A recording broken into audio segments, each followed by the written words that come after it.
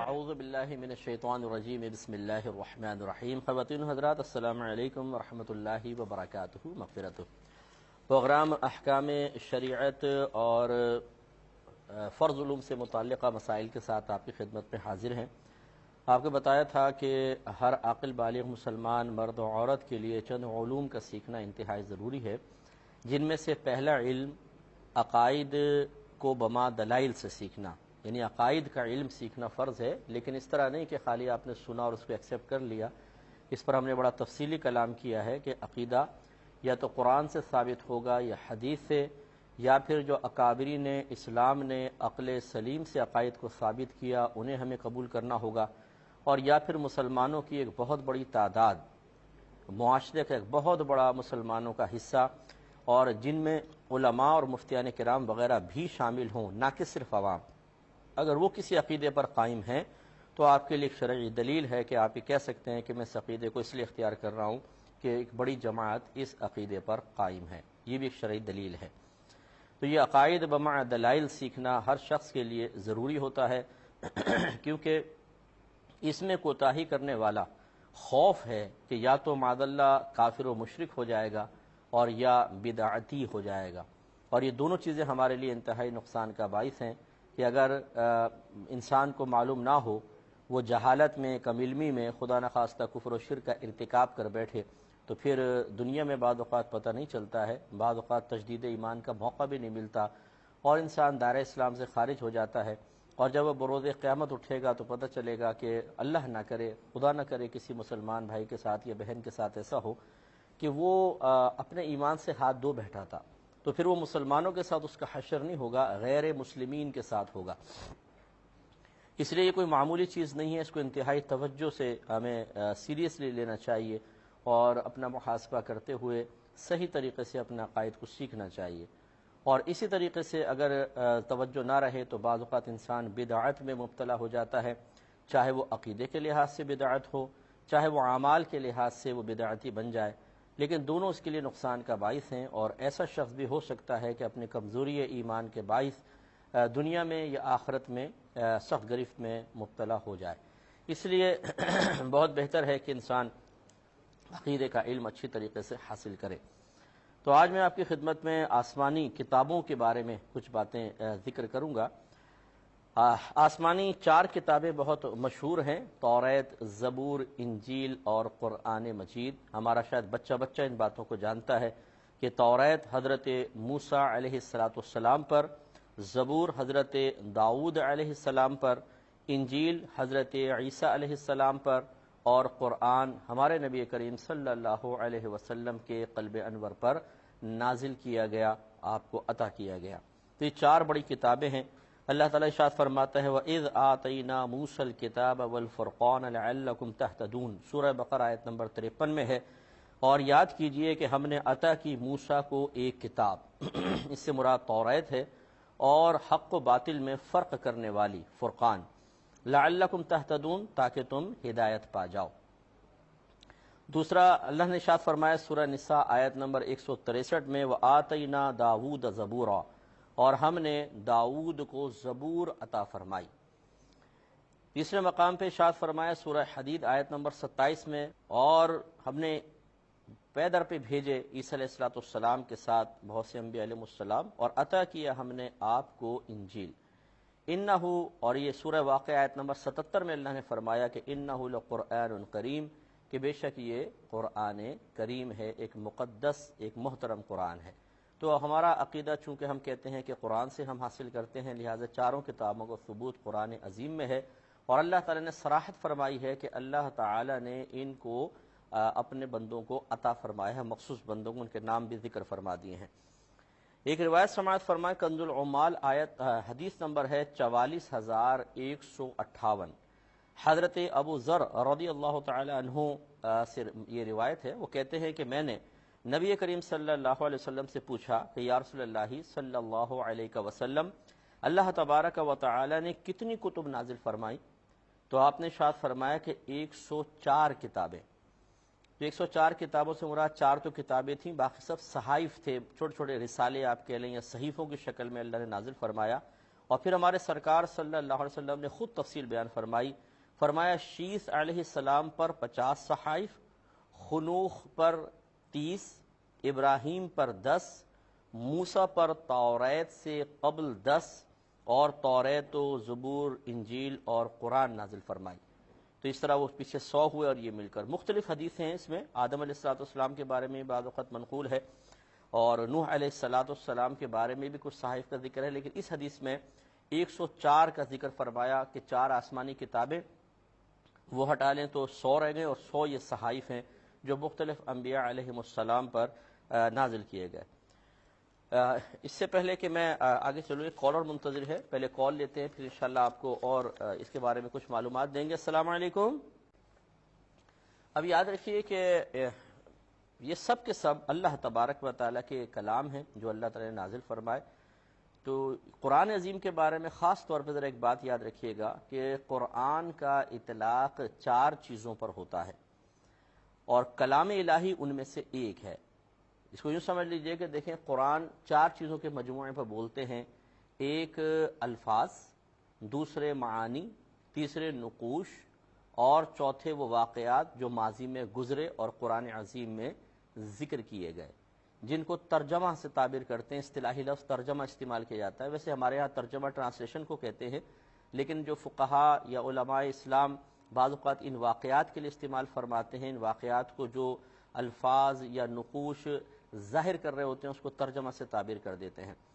تو یعنی الفاظ کو نہ کہیں بلکہ آپ یوں کہیں کہ جو واقعہ ہوا تھا وہ ترجمہ ہے، آپ آسان الفاظ میں واقعی کہہ لیجئے۔ تو قرآن ان 4 چیزوں کے مجموعے کا نام ہے۔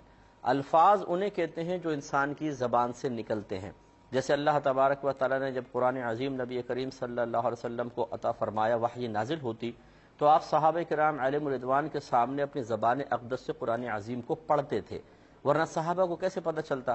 تو جو آپ کی زبان اقدس سے الفاظ نکل رہے ہیں، جو کچھ کلمات نکل رہے تھے، ان کو کہتے ہیں الفاظ، اور ان سے جو مفاہیم صحابہ کرام علیہم الرضوان اخذ کر رہے تھے، سمجھ رہے تھے، معانی، مطالب وغیرہ، انہیں کہتے ہیں معنی۔ تو الفاظ اور معنی۔ تیسرے نقوش تھے، جو صحابہ کرام علیہم الرضوان لکھ لیا کرتے تھے، اس کو کہتے ہیں لکھے ہوئے کو نقوش۔ اگرچہ ہمارے اردو اسلوب میں یا ہماری اردو زبان میں ہم لکھے ہوئے کو بھی کہہ دیتے ہیں الفاظ، کہ بھئی کتنے الفاظ لکھے ہوئے ہیں، ذرا یہ لفظ پڑھ کے بتانا، لیکن اصطلاحی اعتبار سے یاد رکھیں اس کو لفظ نہیں کہتے بلکہ لکھی ہوئی چیز کو کہتے ہیں نقش، اور اس کی جمع ہے نقوش۔ تو جو زبان سے نکلے وہ لفظ، اس سے جو مفہوم سمجھ میں آئے وہ معنی، اور جب اس زبان سے نکلے ہوئے لفظ کو آپ یہاں لکھ دیتے ہیں کچھ حروف کے ساتھ ایک مجموعے کی شکل میں، تو اس کو کہتے ہیں نقوش۔ اور کچھ وہ واقعات تھے جو پہلے ہو گئے، جیسے موسیٰ علیہ السلام کا واقعہ، فرعون کا واقعہ، عیسیٰ علیہ السلام کا کوئی واقعہ ہے، یونس علیہ السلام کا واقعہ ہے، نوح علیہ السلام کا، آدم علیہ السلام کے واقعات ذکر کیے گئے ہیں۔ تو یہ جو واقعات تھے ان کو کہتے ہیں ترجمہ یا یہ واقعات۔ تو یاد رکھیے کہ ان میں سے یہ چاروں قرآن، اس پہ ان 4 کے مجموعے پر قرآن کا اطلاق ہوتا ہے۔ پہلے میں کال لے لوں، پھر میں جو اصل بات آپ کو سمجھانے لگا وہ سمجھاتا ہوں۔ السلام علیکم۔ تو اب یہ ذرا غور سے اس بات کو سماعت فرمائیے گا کہ جیسے اللہ تبارک و تعالیٰ کی ذات قدیم ہے، اس کی صفات بھی قدیم ہے۔ یہ بات میں اپنے پچھلے پروگرامز میں آپ کو اچھی طریقے سے سمجھا چکا ہوں کہ اللہ تعالیٰ ہمیشہ سے ہے، ہمیشہ رہے گا۔ کبھی ایسا نہیں تھا کہ اس کی کوئی ابتدا تھی، کیونکہ جس شے کی ابتدا ہوتی ہے اس سے پہلے وہ نہیں ہوتا۔ اللہ تعالیٰ کی کوئی ابتدا نہیں ہے، وہ ہمیشہ سے ہے۔ اسی طرح اس کی صفات بھی ہمیشہ سے ہیں۔ تو کلام بھی اللہ تبارک و تعالیٰ کی ایک صفت ہے، لہذا معلوم ہوا جیسے صفات قدیم، ذات قدیم، ایسے اس کے تمام صفات بھی قدیم۔ اور اسی طریقے سے جیسے اللہ تبارک و تعالیٰ کی ذات پر کبھی فنا قائم نہیں ہوگی، وہ ہمیشہ سے ہے، ہمیشہ رہے گا، ایسی اس کی صفات پر بھی کبھی بھی فنا واقع نہیں ہو سکتی، ناممکن ہے۔ کیونکہ اگر خدا نخواستہ کوئی عقیدہ رکھے کہ اللہ تبارک و تعالیٰ کی کوئی صفت ذاتیہ فنا ہو سکتی ہے، مثلا کلام اس کا ختم ہو سکتا ہے، دیکھنا ختم ہو سکتا ہے، سننا ختم ہو سکتا ہے، تو یہ اصل میں اللہ تبارک و تعالیٰ کے لیے ایک عیب کو تسلیم کرنا ہے۔ کیونکہ جس کی سماعت چلی جائے اسے ہم عرف عام میں بہرا کہتے ہیں، جس کی بینائی چلی جائے اس کو نابینا کہتے ہیں، جس سے علم سلب کر لیا جائے وہ جاہل رہ جاتا ہے، اور جس سے کلام سلب کر لیا جائے اسے گونگا کہا جاتا ہے۔ اور معاذ اللہ ثم معاذ اللہ، اللہ تبارک و تعالیٰ کی ذات پاک ان تمام نقائص اور عیوب سے پاک و صاف ہے۔ لہذا جیسے اس کی ذات ہمیشہ قائم رہے گی، اس کی صفات بھی ہمیشہ قائم رہیں گی۔ لہذا بھی یاد رکھیے کہ جب کلام بھی اللہ کی صفت ہے تو جس کو ہم کلام الہی کہیں گے، اس کا مطلب ہے اس پر کبھی بھی فنا واقع نہیں ہوگی، کبھی بھی اس پہ فنا واقع نہیں ہو سکتی ہے۔ اب اس کو غور سے ایک بات کو سماعت فرمائیں، آپ نے کتنی ہی خبروں وغیرہ میں سنا ہوگا کہ کسی شیطان نے قرآن مجید کے نسخے کو جلا دیا۔ اس پر ہم ذرا آپ کلام کر کے میں آپ کو جو پوائنٹ سمجھانا چاہ رہا ہوں وہ بہت غور سے آپ سماعت فرمائیے گا۔ پہلے کالر ہے، کال لے لیں تاکہ وہ بھی بیچ میں ڈسٹرب نہ ہو، پھر ہم بھی نہ ہو۔ تو ایک میں کال لے لیتا ہوں۔ السلام علیکم۔ میں آپ کو ایک بہت ہی اہم نقطہ سمجھا رہا تھا کہ لفظ قرآن جب ہم کہتے ہیں کہ یہ قرآن ہے تو یاد رکھیں 4 چیزوں کے مجموعے پر اس کو بولا جاتا ہے۔ ایک وہ الفاظ جو نبی کریم صلی اللہ علیہ وسلم کی زبان اقدس سے نکلے کہ جب اللہ نے وحی نازل فرمائی، جبریل امین نے سرکار صلی اللہ علیہ وسلم کے سامنے قرآن کو پڑھا، نبی کریم صلی اللہ علیہ وسلم نے سنا، اللہ تعالیٰ نے اپنی عطا اپنے کرم سے فوراً سرکار کو حفظ کروا دیا، یہ فوراً سرکار کو حفظ ہوتا چلا جاتا تھا۔ پھر آپ نے صحابہ کرام کو بتایا کہ مجھ پہ ایک آیت نازل ہوئی، آپ نے اس کو پڑھا۔ اب یہ جو آپ زبان سے پڑھ رہے ہیں اس کو کہتے ہیں لفظ۔ اس لفظ کو سننے کے بعد جو صحابہ کرام کو آیت کے معنی اور مفہوم سمجھ میں آئے، اس معنی جو مفہوم سمجھ میں آیا ہے اسے ہم معنی سے تعبیر کرتے ہیں۔ پھر صحابہ کرام اس کو لکھ لیا کرتے تھے، تو جو کچھ لکھا ہے ان کو نقوش کہا جاتا ہے۔ اور کچھ ایسے واقعات ہو چکے تھے جنہیں قرآن میں ذکر کیا گیا، انہیں واقعات کہتے ہیں یا ترجمہ کہتے ہیں۔ قرآن میں موجود ہے کہ موسیٰ علیہ السلام نے ایسا کیا تھا، فرعون سے مقابلہ ہوا، آپ نے مقابلہ کیا جادوگروں سے، تو یہ الفاظ ہیں بظاہر یہاں تو نقوش موجود ہیں، لیکن اس کا کوئی نہ کوئی مصداق بھی تھا جو پہلے کبھی تاریخ میں واقعات ہو چکے تھے، اللہ نے اس کو بیان فرمایا، وہ واقعات۔ ان 4 چیزوں کا مجموعہ قرآن عظیم کہلاتا ہے۔ اب یاد رکھیں میں آپ کو یہ سمجھا رہا ہوں کہ اللہ تبارک و تعالیٰ کی جیسے ذات ہمیشہ سے ہے، ہمیشہ رہے گی، ایسی اس کی صفات بھی اس کے ساتھ ہمیشہ سے ہیں اور ہمیشہ رہیں گی۔ جیسے اللہ تبارک و تعالیٰ کی ذات پر کبھی فنا واقع نہیں ہو سکتی، ناممکن، اسی طریقے سے اس کی صفات پر نہ کبھی فنا واقع ہوگی، نہ ان کے لیے فنا ممکن۔ اب سوال یہ پیدا ہوتا ہے، یوں سمجھ لیجئے کہ کوئی شخص آپ سے سوال کر رہا ہے کہ بھئی ہم نے خبر میں سنا ہے کہ کل کسی شخص نے معاذ اللہ قرآن پاک کو جلا دیا۔ اگر قرآن پاک اللہ کا کلام ہے تو یہ جل کر فنا کیسے ہو گیا، حالانکہ آپ تو یہ کہتے ہیں کہ اللہ تعالیٰ کی صفات پر فنا واقع ہوتا ہی نہیں ہے، تو یہ کیسے فنا واقع ہو گیا؟ تو اب اس کا جواب اچھی طریقے سے سماعت فرما لیں کہ قرآن 4 چیزوں کے مجموعے کو ضرور کہتے ہیں، لیکن ان میں سے ایک چیز کلام الہی ہے جو اللہ کی صفت ہے۔ 4 چیزوں پہ قرآن کا اطلاق ہوتا ہے، لیکن کلام الہی ان میں سے ایک چیز ہے۔ وہ کیا ہے؟